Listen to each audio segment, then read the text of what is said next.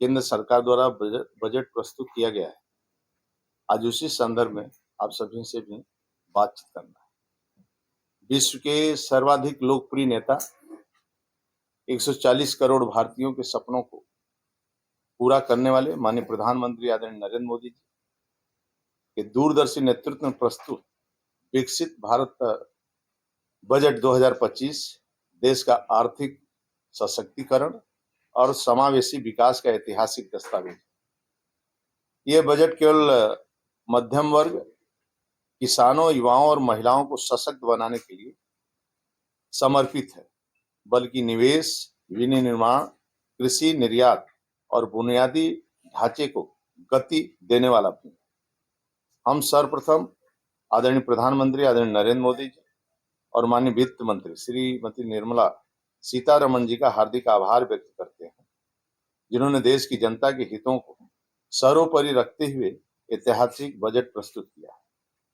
साथियों, बजट देश की आर्थिक दिशा और प्राथमिकता के संकेतक होता है और इस बार बजट सरकार द्वारा जनता के हित में एक बड़ा कदम है।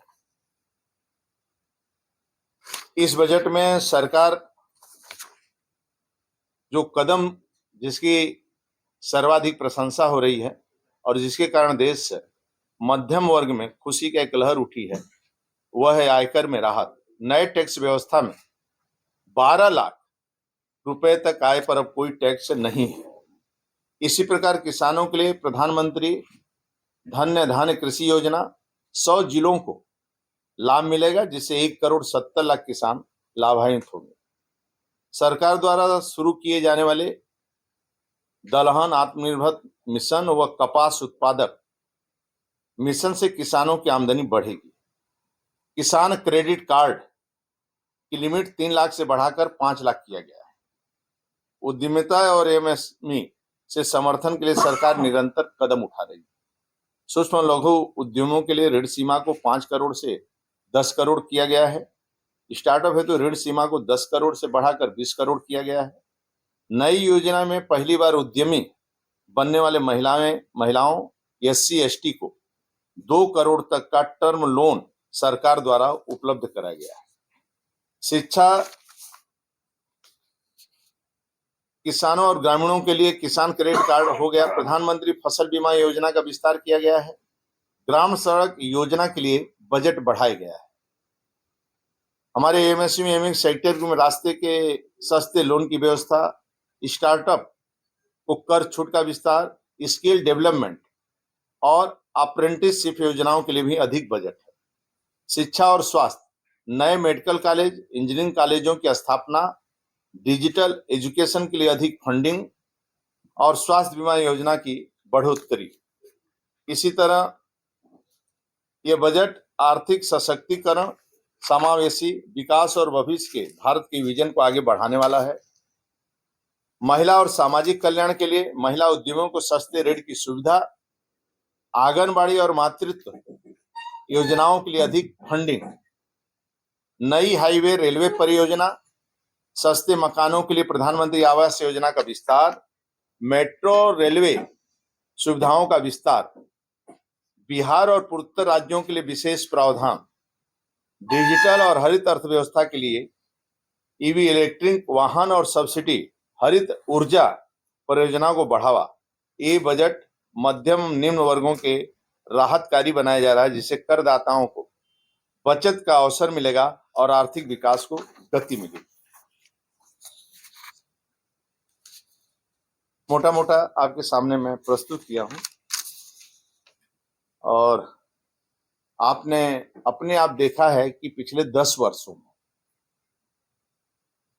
जब क्लीन प्रधानमंत्री अपने को बोलते थे और सदन में उन्होंने कहा कि 1 रुपया मैं भेजता हूं तो 15 पैसे गांव में पहुंचते हैं।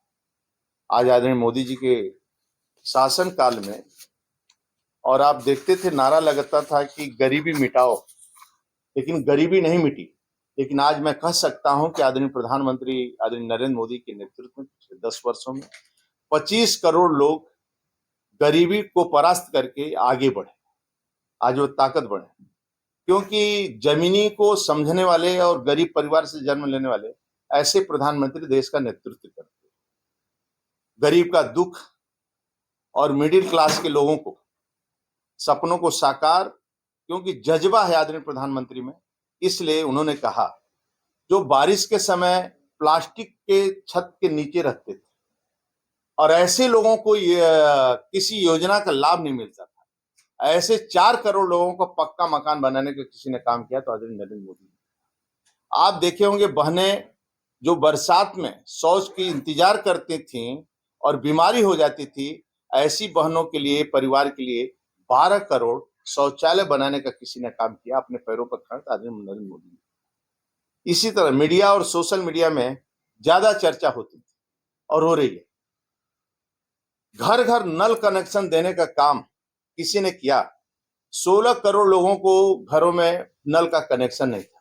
आज 10 सालों के अंदर जब से योजना चालू हुई आदरणीय मोदी जी ने से 12 करोड़ घरों में परिवार में नल से पानी मिल रहा है। आज गरीबों की जो आप देखते हो कांग्रेस जो गरीबों के फोटो खींचते हैं, झोपड़ी का फोटो खींचते हैं, उनको समस्या केवल अपने कार्यकाल में समस्या दिखाई देती थी, लेकिन ये पहला देश का प्रधानमंत्री है जो दिल से और आत्मा से समस्या का समाधान करने वाला देश का पहला प्रधानमंत्री है, जो समस्या भी उठाते हैं, समस्या का समाधान करते हैं।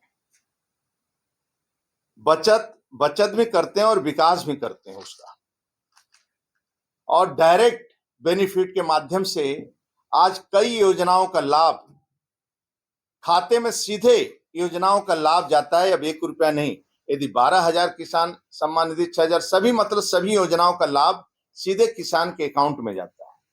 आप देखे होंगे जन्म के समय जब प्रधानमंत्री बने थे तो जन्म से ही 10 करोड़ लोग जो सरकार की विभिन्न योजनाओं का लाभ जा रहा था, ऐसे 10 करोड़ जो कहा कि भले ही बजट बड़ा है लेकिन हकीकत में और होता जमीन में। आप देखिए, आप यहीं के रहने वाले हैं, आप जमीनी को समझते हैं, आप सोने का चम्मच लेकर पैदा नहीं हुए हैं। आप किसी वार्ड में चले जाएंगे, इसी गोरखपुर में ही, चाहे मुसलमान हो चाहे हिंदू हो, या मुस्लिम बस्ती में भी चले जाएंगे तो 200 पक्का मकान आपको दिखाई देगा। आज आप गोरखपुर से निकलते हैं काशी के लिए तो आपको 4 लेन और 6 लेन की सड़कें दिखाई देती हैं। आप अब गोरखपुर से निकलते हैं अयोध्या, फिर अयोध्या से पूर्वांचल एक्सप्रेस चढ़ते हैं, जहां आपको 4 घंटे लगता था, आपको दिखाई देगा कि आप 2 घंटे में, 1.5 घंटे में लखनऊ पहुंचते हैं मिल्कीपुर से। आप लखनऊ से जाते थे एटा और दिल्ली के लिए तो हम लोगों को 9-9, 10-10 घंटा लगता था। आज मैं एटा 2.5 घंटे में पहुंच जाता हूं लखनऊ से।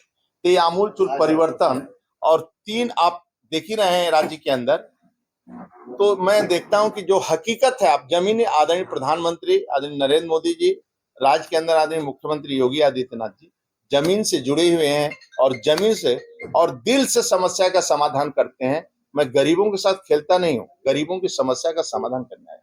मंत्री जी, बजट 2025 है, उसमें स्थायी रोजगार को लेकर क्या प्रावधान है और क्या आने वाला है? युवाओं के लिए अलग से, जैसे रेहड़ी पटरी वाले हैं, आप देखते हैं 10,000 और 50,000 वो उठा सकते हैं और पैसा जमा के दे सकते हैं।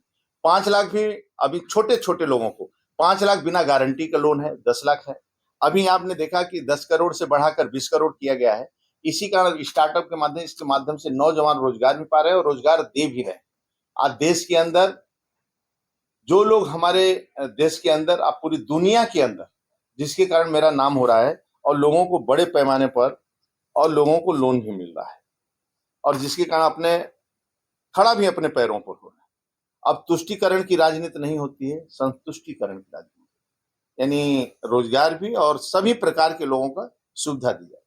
और शिक्षा में बड़ा हादसा हुआ है और विपक्ष जो है घेर रहा है, रेल मंत्री का इस्तीफा देने की बात कर रहा है, क्या कहना है? दुखद समाचार है, ये घटनाएं नहीं होनी चाहिए। कल जैसे मैं उरई से आ रहा था, अब कल ट्रेन में पकड़ने आ रहा था, लगभग 2-2.5 हजार व्यक्ति रेलवे स्टेशन पर इंतजार कर रहा था प्रयागराज कुंभ जाने। झांसी से स्पेशल ट्रेन एक आई, फिर वो सभी यात्री को खाली लेकर, फिर उन लोगों को लेकर तो प्रयागराज लेकर आई। वास्तव में आदरणीय योगी जी के नेतृत्व में थोड़ा विषय से हटना पड़ेगा, इसलिए मैं सोचता हूँ बजट पर है, वो दुखद घटना है, उसकी जांच हो रही है और जो दोषी रहेगी उस पर कार्रवाई भी होगी। भविष्य में ऐसी घटना ना हो, इसका भी लोगों ने संज्ञान लेना चाहिए। मतलब एक तरह का जांच क्यों रही है घटना, 1 घंटे में 1500 टिकट बुक कर दिए एक गए और इसी कारण वो बारे में जांच करेंगे सब कुछ। तो आप सबका मैं हृदय से स्वागत करता हूँ। फिर बाकी बाद में जलपान